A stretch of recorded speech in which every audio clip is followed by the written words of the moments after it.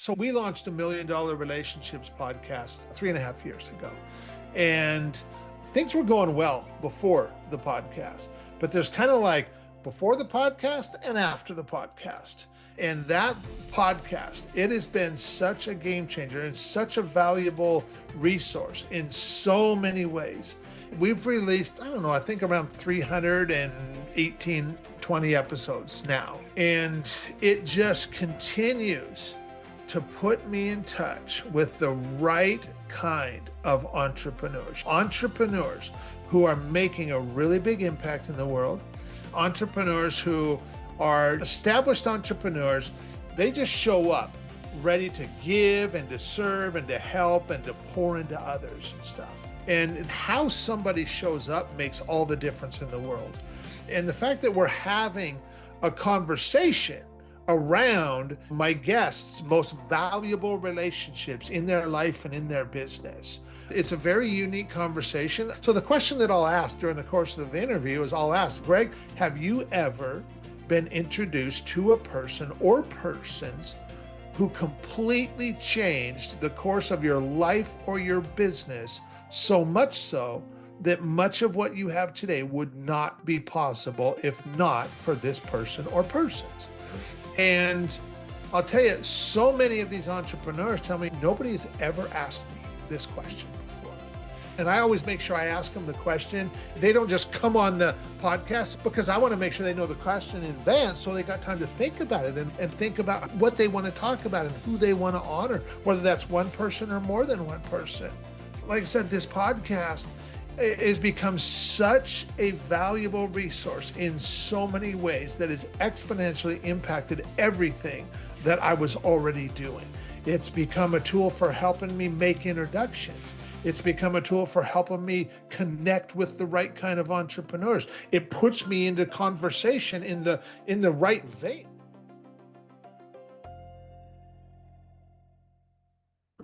Hello, everyone, and welcome to A Shot of Inspiration. I'm Greg Stevens, your host. Joining me today from her training crate is my Koiker Hanja co-host and sidekick and man's best friend, Finley. She'll be leaving for the interview portion of this episode, and she'll be joining us during the outro. But today's guest is Kevin Thompson.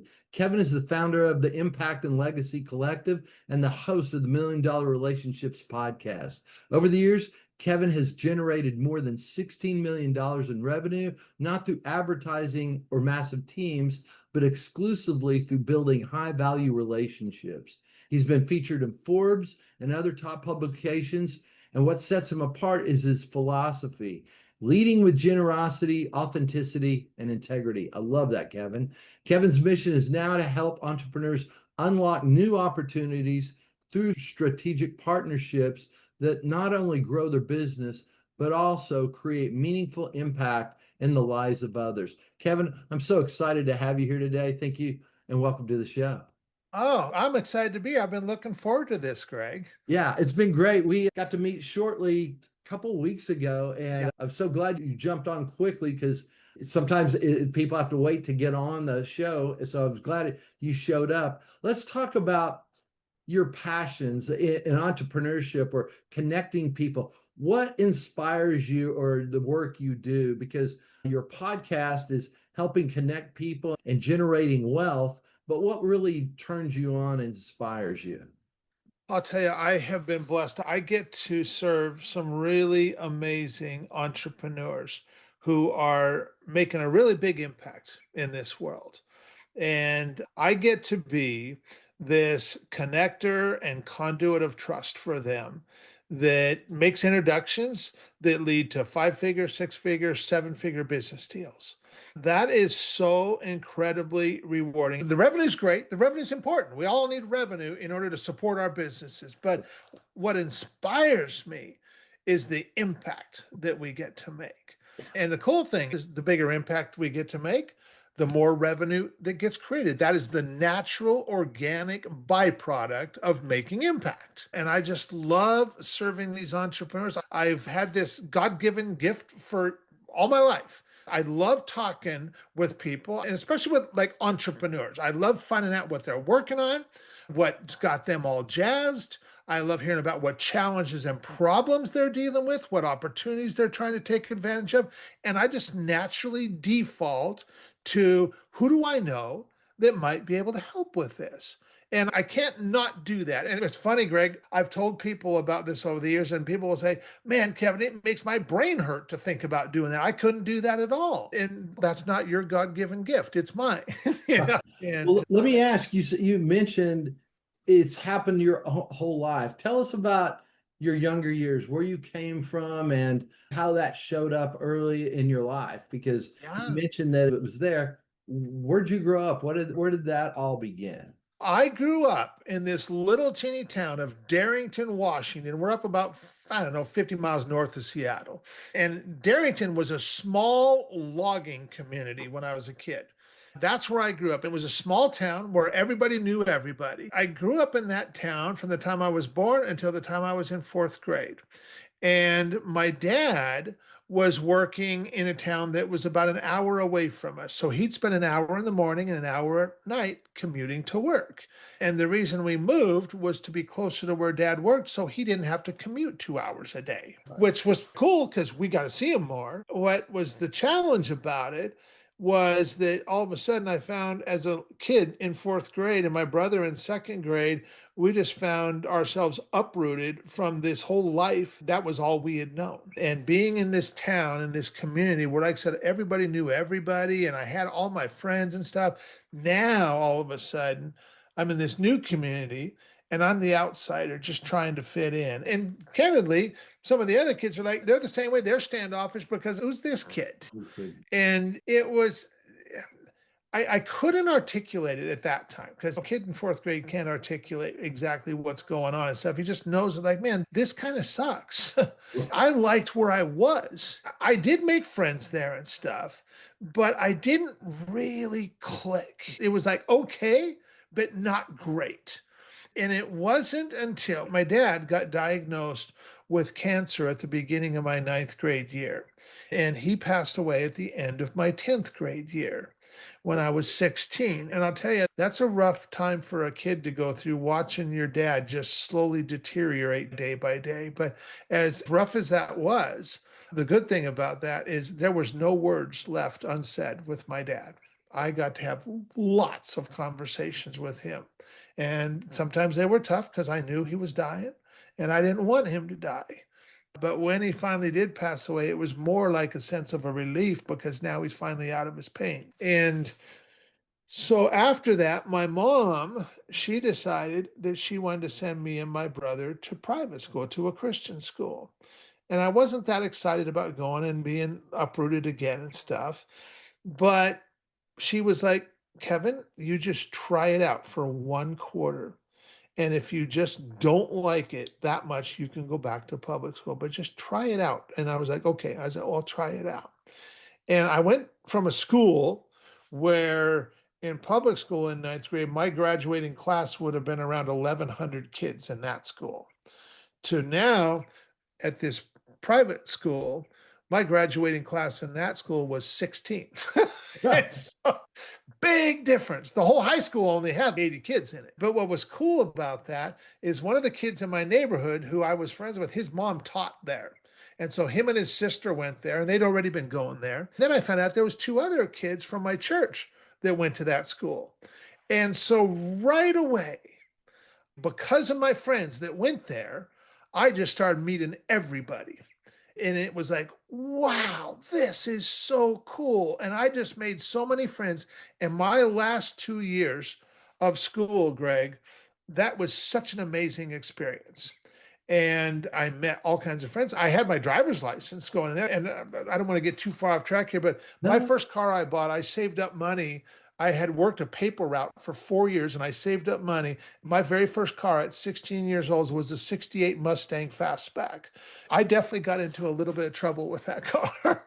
But also, I didn't have any problem getting girls to want to hang out either. And even at that school, I ended up taking 2 girls to my senior prom. And I couldn't even articulate this all back then, but I sure can now. in that going through that period of having the contrast of being in a situation where you just got your people around you and then to the now feeling like you don't have it. And then the last 2 years of high school coming back in this place like, wow, here's my people. And this is so awesome. I just thrived in that community. So when it comes to entrepreneurs, especially the more successful an entrepreneur gets, the lonelier it feels. And the smaller their circle becomes of people they can truly trust and confide in. I get to help them find their people and stuff. That is so incredibly rewarding for me. And it took a good friend of mine to point this out to me that, Kevin, this is why you do what you do. And I'm like, man, you are totally right. And now I can articulate that. It's interesting when you were talking about that. I just realized that you went from something small to something big. So many options. You think, wow, the world's your oyster. There's just too much. Yeah. But then you go down smaller, you refocus, you find the connection which can expand your world. Yeah. When you're saying that, I felt the same way. I moved as well, but it just realized that I went small, went big, went back to small again. And then from there, I found my tribe. It's expanded throughout the years. And I've learned that it's all about those personal relationships you can create. And then it just expands from there. I've got a group of guys right now that we get together on Thursday nights, and they just expanded from one relationship to another to now it's almost 20 people. Yeah. It's consistently people trying to get together and be together because we talk about things that matter, but and we all break off. It's haven't seen in a while. We get in these great conversations, and we might not see each other, talk to each other at one of those events for another 6 weeks, and then we see each other again because we break those up. Tell us how that kind of falls into, is it your book that's brought you more connections? Is it your podcast? What has helped you expand your message and help others get connected in the entrepreneurial area? Yeah. So the podcast. So we launched $1 Million Relationships podcast 3 years ago, 3.5 years ago. Things were going well before the podcast, but there's before the podcast and after the podcast. And that podcast, it has been such a game changer and such a valuable resource in so many ways.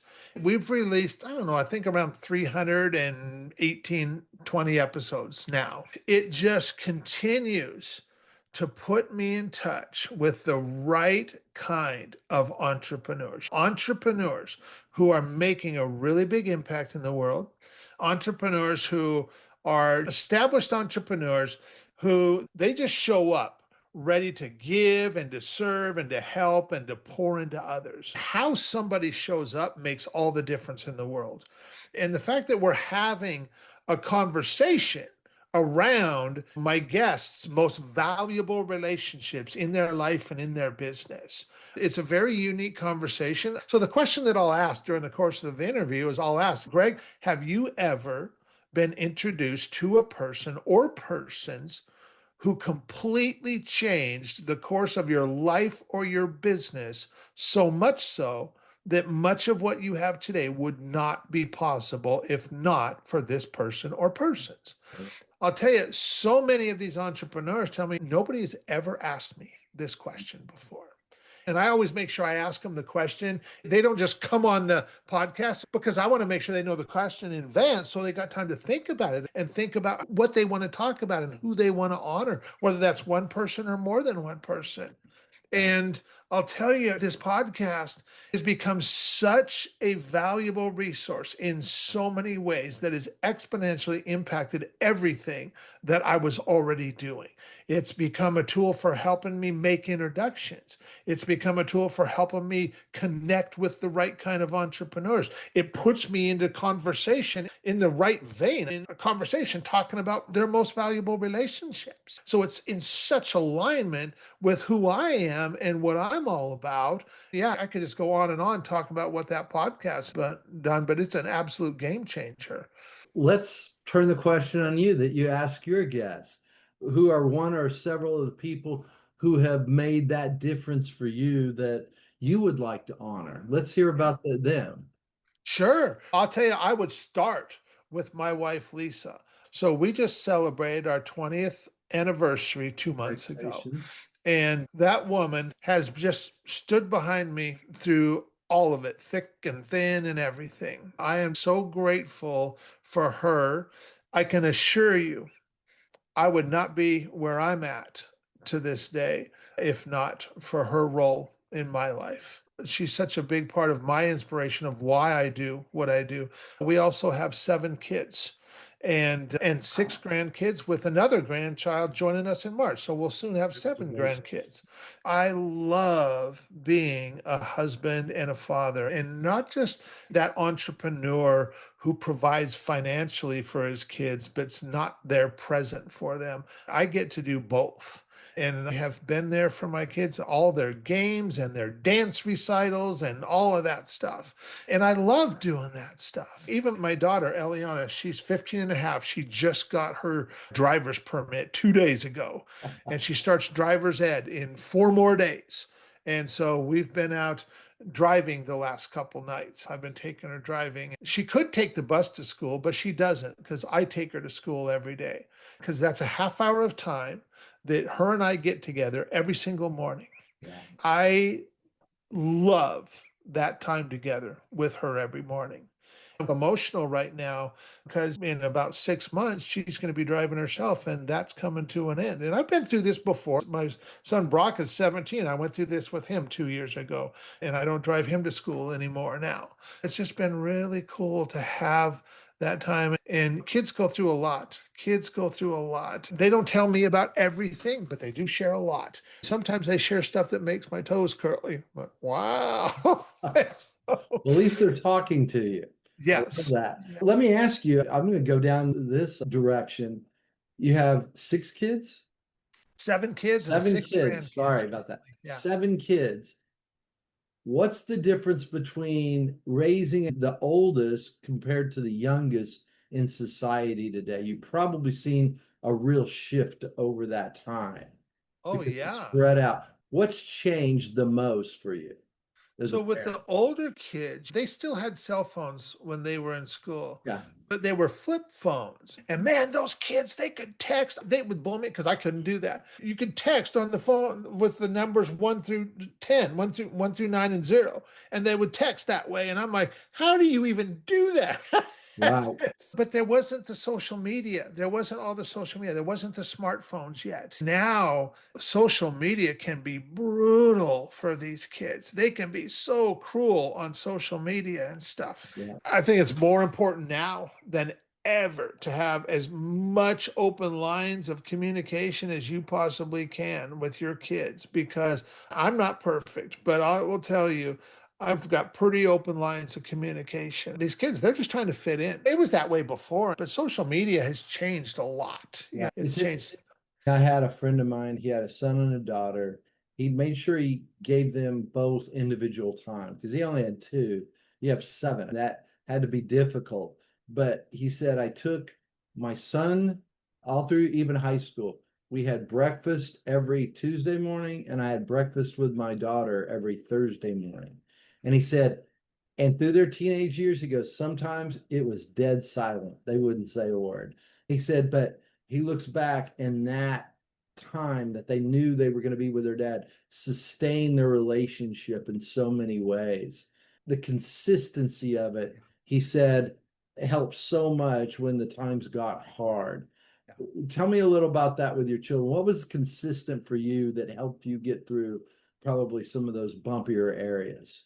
Me taking the kids to school in the morning, that half hour, 5 days Always a done that week. then. Yeah. Yeah. Wow. I've done that for a long time. Wow. And what you just said is so right on, Yeah. because sometimes my daughter doesn't feel like talking at all, and it's a quiet ride. Oh, I remember when I first took my stepdaughter to get a car. She was driving me to Houston because no one else could. And we drove to Houston, and I think she said 5 sentences, and it's a 3.5 hour drive. Yeah. And I just Yeah. let her play her music and listen. Yeah. We have a great relationship now. And we were just getting to know each other then because I just started dating her mom back then. But it was so interesting because I had to get really comfortable sitting in that silence for a long time. Yeah. Yeah. Yeah. And yeah, and that's cool. I used to try to get them to talk to me. And I'm just like, you know what? That doesn't work because if they don't want to talk, they ain't going to talk. And so if they ain't going to talk, just let them have their time. Just let them just be there and just that's it. All you got to do is just be there. But then other times, man, she's all about talking. Yeah. We had an incident. It was over a year because it was summertime of last year, going into summer. She had a friend of hers. A big thing happened, and all of a sudden now her friend's mom decided you guys are no longer allowed to see each other. On one hand, I understood why her mom was feeling the way she did. But on the other hand, I'm like, that's harsh too. But my daughter, man, I'll tell you what, she was just a wreck for a long time, for a couple of weeks, and Yeah. especially like the first few days after this, because her and her friend were so used to seeing each other dang near every day, and they'd hang out and they'd stay at each other's houses on weekends and stuff. And now all of a sudden, now no contact. Her friend's mom took her phone away from her, and so no communication there. My daughter was just a wreck, and she was crying. Of course, being the dad, I'm just like, man, I'd love nothing better than to fix all this, but I can't. And I told her that. And I was like, honey, I'm here for you, but I can't do anything to fix this. And I still got this note sitting here because, man, this meant so much. I came to work one morning. I just work out of my home office. And I had this note sitting on my computer. And I'll try. I don't know if you can read that. I don't, is it backwards? No, it's fine. I just a little closer. So Can't see it. Wait, you're doing great, Dad. I love you. and I found that sticky note was stuck to my computer monitor when I came in one morning. And I was feeling deflated because I'm like, I can't fix this for her. But that note, man, that meant everything. I just leave that there. Yeah. And Well, when you're saying that, I think there's so many parallels in our lives and being a father, being an entrepreneur, making sure connections go, making sure you're consistent. I love that your daughter thought enough to give you that. First off, I think that's just beautiful. Shows her heart. yeah, yeah. Also, I think we all need that lift, especially in business and all the different things we get out there, we battle. I know for me, the other day with my wife, she knew something was wrong. And she said, what's going on? Is just a couple things just haven't gone my way. I need to let go and understand that this is there. And she's, I'm here for you. I'm here for you. And it's just like, when you have that kind of support, there's nothing like it because, yeah, you can't fix some things and you have to lick your wounds and go back. Sometimes it's in business, sometimes it's in family, but really, when you get down, it's just what life shows up for us. That's right. Let's talk about your life. What are some of the bigger insights around, I guess, the work you do, the podcast? What are some of the bigger insights that you could possibly give someone an uplift that may be out there hurting, trying to go, I keep trying this. I can't get the clients. I can't get this. And I'm working hard. And that's the other thing with what I was doing. I was like, I'm working so hard. My wife's, you're really pushing it. You're doing everything you can. It will happen. But it's just like, it doesn't happen. How have you helped people like that? So the first thing I'll tell you is this happens to everybody. And through hosting the podcast, I have got to interview and have just deep, meaningful conversations with entrepreneurs running businesses. I don't know, 500,000 on up to, I know one gal I interviewed a couple months ago, her business is doing 750 million. Yeah, no. And the interesting thing is, I will tell you, is after having over 300 conversations with entrepreneurs like this over the last few years, we're a lot more alike than we are different. And it doesn't matter how big somebody's business is. It doesn't matter how successful they appear to be. It doesn't matter how great things look from the outside looking in. We're all doing the best we can with what we've got. And we all deal with the same kind of stuff.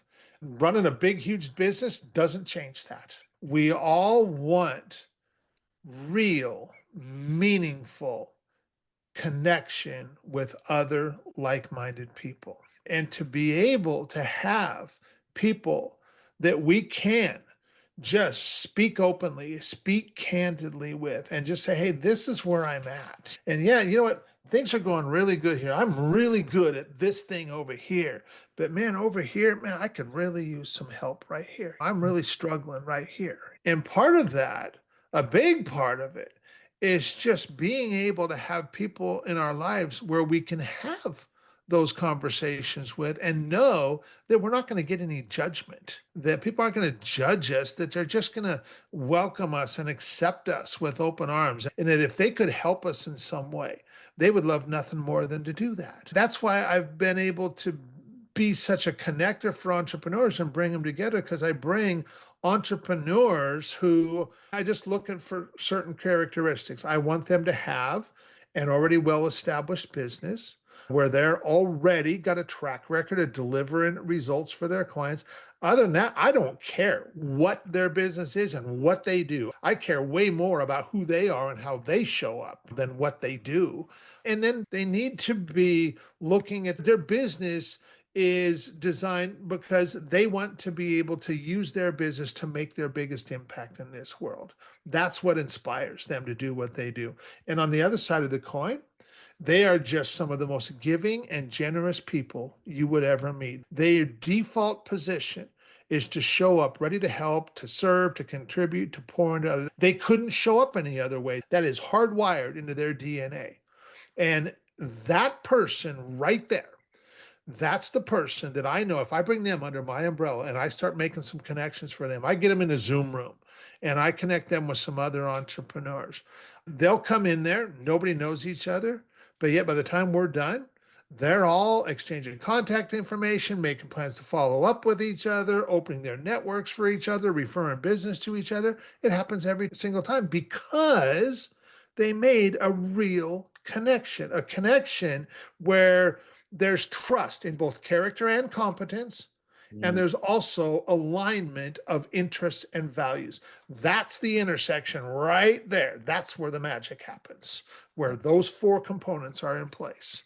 that's great. I love that. You've been doing over 300 episodes. What initially inspired you to do the podcast? Had you been in any type of radio before or No. And anything? What inspired you to do it? when we launched the podcast, prior to that, hosting a podcast was nowhere on my radar at all. I was actually down in San Diego visiting a good friend of mine, Brad Costanzo is his name. We were having lunch and he was telling me, he's like, Kevin, you should seriously consider hosting a podcast. And I'm like, what? Here's the thing. I knew that he had hosted a podcast. He's got a podcast called Bacon Wrapped Business. And you can tell just from the name of the podcast, Brad is a really easygoing, laid back guy. He's also a really brilliant business strategist. And he's telling me, he's like, Kev, you should really host a podcast. I'm like, podcast? I was like, why do you say that? He's, I know you got yours, but why do you say I should host one? He said, because you love talking with entrepreneurs. So you wouldn't mess it all up trying to figure out how to monetize it. You would just do it because you love doing it. And I'm like, okay, I hear you. You got that right. I'm like, but Brad, I'm like, man, I was like, the last thing the business world needs is another Me Too podcast. How would I even separate this thing apart? And he's like, Kev, he said, you are going to talk with entrepreneurs about their most valuable relationships. And I'm like, oh man, that sounds cool. And the more we talked about it at lunch that day, I'm like, okay, when I get home, Brad, next week, I'm going to start reaching out to some friends and I'm just going to see if I can't set some conversations up. So I just started reaching out to some of my entrepreneur friends and just tell them, hey, I'm thinking about starting a podcast and around this thing of $1 million relationships. Would you be open to hopping on Zoom with me and having a conversation? And they were like, sure. And it, I probably did the first 10 episodes in the matter of 2 weeks. because I was loving it so much. And we hadn't released anything. I was just recording interviews. I was just having Zoom conversations and recording them. And it was such an amazing experience. Brad was one of the guys I interviewed. I remember I interviewed my friend Vinny Fisher. I interviewed my friend Alex Sharfin. Alex, oh my gosh, he talked about one of his high school teacher who was a speech class, and he accidentally got put into this class. He didn't sign up for it, didn't even want to be there. He's like, speech, are you kidding me? I don't want nothing to do with that, public speaking. But this teacher totally changed my life, and I found out that I really did like public speaking. And he started getting me speaking engagements at colleges and stuff. And of course, now with Alex's business, he speaks to audiences all the time, and like audiences of thousands he speaks to. And him and his high school teacher are still friends to this day. They still see each other regularly. As he told this whole story, because he went much deeper on the story and what a bad spot he was in, getting into drugs and alcohol and all of that kind of stuff when he was in high school. And this teacher, through that, he got out of it. And he got really emotional telling that story. And I'm like, wow, look at that. And it was so cool for me. He told me, he said, Kevin, he said, nobody has ever asked me this question before. I've had conversations with so many entrepreneurs over the last several years that a lot of them have told me that. Nobody's ever asked me this question before. So I've never shared this. I just did an interview this morning with a guy that told me a story that he's like, I have never shared this ever with anybody. And he got emotional for it. It was a really cool story. What stands out through all of that is the value of right relationships. Brad was so right on the money that hosting this podcast was in such alignment with who I am and how I want to show up. It doesn't feel like work, not one bit. I love doing it. I look at what's happened over the last 3.5 years. I can only imagine what's going to happen over the next 3.5 years of just hosting this podcast and getting to have all these conversations with so many amazing entrepreneurs. I love the passion you have as you're telling your story right now because it's contagious. I'm sitting there going, yeah, you found the right thing. Your friend did you an amazing service by pointing you there. But for you to be able to uncover story after story like that with the questions you have, that's also a skill and a talent. Because I know that as I've been working on it, I'm only about 120 episodes in and I'm getting better. I can tell a difference at 50 and probably close to 100, but I'm still not where I want to be as a host. I think I'm a better podcast guest than I am a host yet. Okay. So Okay. you get to play with it and get to see. Totally. And I've loved it, but I love your passion around it because yeah, I can just tell it's like you really want to get there and hear their story. I love Yeah. that. Yeah. Yeah. What's really cool about this is it took me until the 54th interview with my friend Roy Morjan. That's who I did the 54th interview with. And he came on Zoom to do the interview and he was like, Kevin, man, this is so cool. And I'm like, what are you talking about? He's like, I listened to 3 of your episodes just so I could get a feel for this before I came on to do my interview with you. And he's like, what an amazing tool this podcast must be for you. And I'm like, what do you mean? He's like, well, Kev, you're the connector, man. Now you've got all these amazing stories with these entrepreneurs. Now, when you're making these introductions, you just send the podcast interview. So, like, hey, I want to connect you, and here's why. And go check out the interview I did because you're going to really get a good idea and good feel what they're all about. And your conversation is going to be that much more valuable. I'm like, Roy, I'm not doing that at all. I said, but you know what? I'm going to start doing that. I'll tell you what, I've been making introductions for years. For many years, I did it for free. Now my whole business is that. It has been for 8 years now. That's been my full-time gig for 8 years, is being a connector and conduit of trust for the right entrepreneurs. Now you talk about putting some serious horsepower behind making these introductions. This podcast has been so valuable when it comes to that. That's so good. And I hadn't even thought about doing something like that with my podcast. So neither had I before Roy. so In your podcasting, what would you say your legacy? What does that mean to you? And what would you like your legacy to really state when they're looking back on your life and your legacy around podcasting? What would you like to have people say? Whether it's just podcasting or the role that I get to hold in people's lives. I make introductions that lead to 5-figure, 6-figure, 7-figure business deals. I haven't done an 8-figure one yet, but it's coming. It's coming. And it's not the revenue, it's like I said before, it's the impact. Impact. We're already making such a big, huge impact. The end users, the end beneficiaries of what happens when I connect this person with this person and they do this thing together and they produce 1.4 million in revenue in a matter of 4 months. And a lot of people's lives get impacted in that process. And those people will never even know that I was there. And I don't care. I know.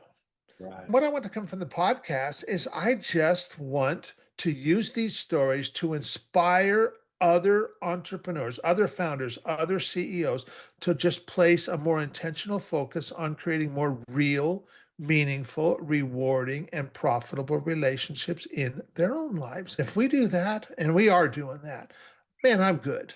I'm good. That's a pretty cool thing to be doing.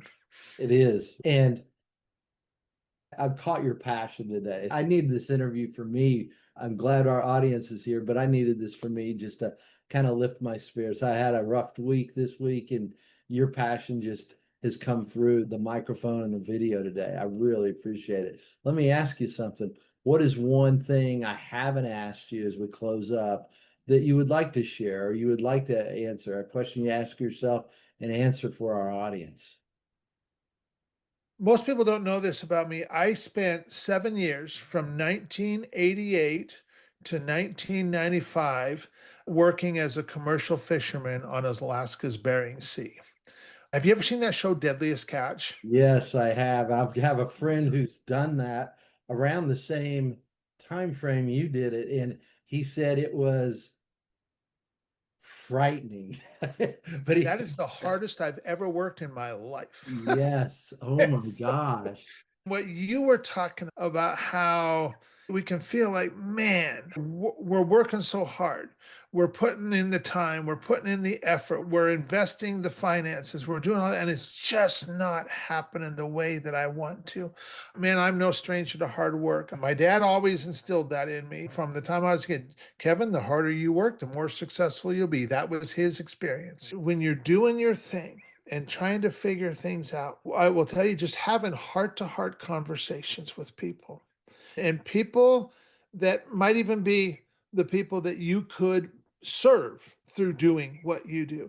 You don't have to have the conversation with the intention of trying to sell them on our thing. We just have a conversation of how can we serve them and what are they dealing with and how can I help them solve a problem. And even if I can't do it, maybe I know somebody else who can. Just having that conversation where we're asking them questions. A leading question I love asking of entrepreneurs that always gets a great conversation started is, what are you working on right now that's got you totally jazzed? Trust me, that will start a conversation. Absolutely. Absolutely. If they're going to start sharing, now you're not going to just be waiting for your turn to talk and talk about what you do. And hey, let me tell you about this thing that we do, because nobody cares. Okay. You're going to listen to them and you're going to ask more questions based on what they share with you. When you do that, they're going to share more. What attracts people to us is how they feel when they're in our presence. That's what attracts people to us. That's what makes them go, man, I like that guy. I want to hang out with them more. I want to be around them more. And so when we show up this way for people and we ask a good question to start off a conversation, and then we keep asking more questions and we show genuine interest in them and what they're sharing with us, what happens is we end up giving them this gift that they so seldom get to receive, which is this gift of feeling seen, heard, and understood. It's that feeling that attracts them to us. That's when, on their own volition, they're going to be like, gosh, Greg, enough about me. Tell me about you. They're going to want to know about you. I love that. Kevin, it has been a pleasure getting to hang out and talk. I know we're going to do more of it. I would like you to share with our listeners, we're going to have this everything up on social media, but someone who's just listening right now, some people, they're just listening in their car as they go stuck in traffic. Someone's listening right now. What's the best way to get a hold of you and give them the name of your Million Dollar Relationship podcast again? But how can they get a hold of you if they want to reach out and engage with you? Or do you have an area specific you would direct them to for your podcast? Sure. I'm really easy to find on LinkedIn or on Facebook. I'm more active on Facebook. Look up Kevin the Connector on Facebook. You'll find me. I would say check out the Million Dollar Relationships podcast. Go check it out. See what we're doing there. You can find it on Apple or Spotify or pretty much all the podcast platforms. And listen to an episode or two. And if it resonates with you, you know what? And you're the kind of entrepreneur that we've been talking about, and you'd like to be able to come on and be a guest and honor a person or persons that has just had such a valuable impact on your life, on your business, I would love to have that conversation and get to know you. And we'll start with just a pre-interview conversation, get to know each other a little bit. I tell you, I always do that because it makes the podcast interview way more powerful when we do it that way. I've got someone for you as well. I've got a gentleman who wrote the forward to my book, Bill Solomon. He is been an entrepreneur, but he just wrote his book. I've got it right there, Losing Control. Okay. And he wrote it after writing the forward to my book. And he's in his 70s and he just had a heart transplant a couple of years ago. And he said, Greg, if I hadn't written your forward to your book, I never would have written this. He just kept going. And in 2 months after he did it, and he is amazing. He's a great storyteller. You need to have him on your podcast. Yeah. Wow. Had him on mine, but gosh, I could talk to you all day, Kevin. I would have loved to have you on again, and we'll start telling some stories when we get back on. Sure. Okay. All right, everyone, thank you so much. Please like or subscribe, and better yet, share this episode with a friend. It helps us expand our positive message to those who need to hear it. I want to say thank you for listening to A Shot of Inspiration. I'm your host, Greg Stevens, with my co-host, Quaker Hanja Finley. And as always, folks, be bold, be courageous, and respectfully speak your truth. Thanks so much, Kevin. You're welcome. Thanks. Bye-bye. Thanks for listening to this episode of A Shot of Inspiration. If you like this or any of our other episodes, make sure you rate it and share it with a friend. This is Greg Stevens, and we look forward to being with you next time. Until then, be bold, be courageous, and respectfully speak your truth.